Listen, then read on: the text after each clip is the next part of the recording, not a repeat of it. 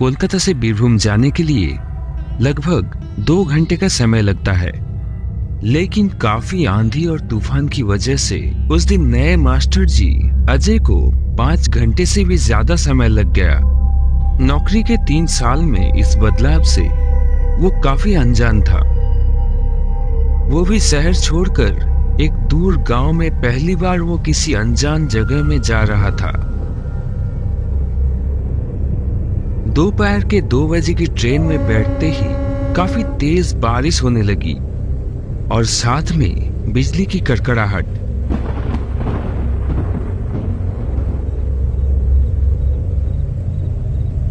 शाम के करीब 7:30 बजे वो बोलपुर स्टेशन पे पहुंचा। तेज तूफान के चलते स्टेशन में कुछ 2 से 3 फेरी वाले नजर आ रहे थे। उसके अलावा और कोई नहीं था। हो सकता है वो भी आखिरी ट्रेन के इंतजार में हो। गहरे अंधेरे और कीचड़ से भरे सड़क से होते हुए स्टेशन के बाहर एक रिक्शा स्टैंड पे आकर पहुंचा वो। काफी रिक्शा खड़े होने के बावजूद भी उनमें एक भी रिक्शा चालक वहां नजर नहीं आया। ये देखकर अजय के रोंगटे खड़े हो गए।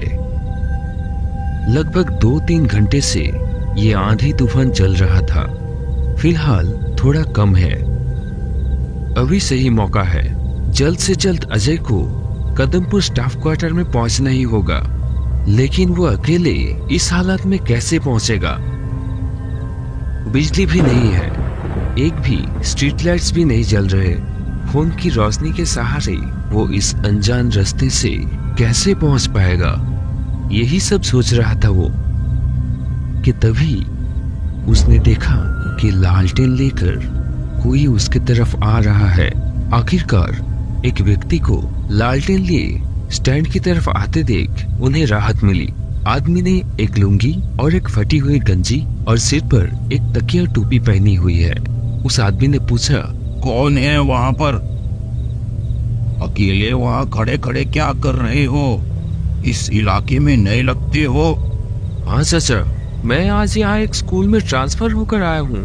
क्या आप खास कदमपुर गांव का रास्ता जानते हैं? लेकिन रात के समय वहाँ ना जाना ही ठीक रहेगा। आज रात किसी तरह इस स्टैंड पर ही गुजार लो। कल सुबह मैं तुम्हें वहाँ खुद छोड़ आऊंगा। रात को उस रास्ते से क्यों नहीं जा सकते?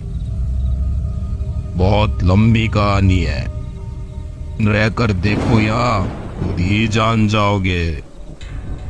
अजय सोच में पड़ गया कि ऐसी जगह पे इस मौसम में अपने सामानों के साथ इस अंधेरे में रहना असंभव है।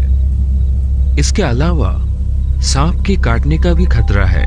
किसी भी तरह उसे क्वार्टर तक पहुंचना है। ठीक है, आपको मेरे साथ आने की जरूरत नहीं है, लेकिन बहुत अच्छा होगा यदि आप मुझे रास्ता दिखा सके। चाचा ने और कुछ नहीं बोला। लालटेन को अपने चेहरे के सामने रखते हुए अपने पीछे आने का इशारा किया। अजय एक हाथ में सूटकेस और दूसरे हाथ में छाता लेकर कीचड़ भरे रास्ते से चाचा के पीछे पीछे चलने लगा। थोड़ी देर बाद चाचा रुक गए। कहा, यहाँ से अब जंगल का रास्ता है। कोई अगर पुकारे पीछे मुड़कर मत देखना, सीधे आगे बढ़ते रहना। कुछ ही दूर में वो घोष कदमपुर गांव दिखेगा। अब मैं चलता हूँ, संभल कर जाना, ठीक है? ये कहते हुए उन्होंने अजय को लालटेन देकर अलविदा कहा। अजय जंगल के रास्ते बहुत सावधानी से आगे बढ़ने लगा। घने जंगल से कीड़े मकोड़े और जंगली जानवरों की आवाजें आने लगी। लेकिन अजय बचपन से ही बहुत बहादुर है। वो आसानी से नहीं डरता। वो एक पल भी नहीं रुका। अचानक कंधे पर एक हाथ का स्पर्श अनुभव किया। उसके शरीर में सिहरन दौड़ गई। इस अंधेरे और सुनसान जगह में, जहां गांव वाले भी शाम ढलने के बाद आने से डरते हैं, उस रास्ते पर कौन हो सकता है?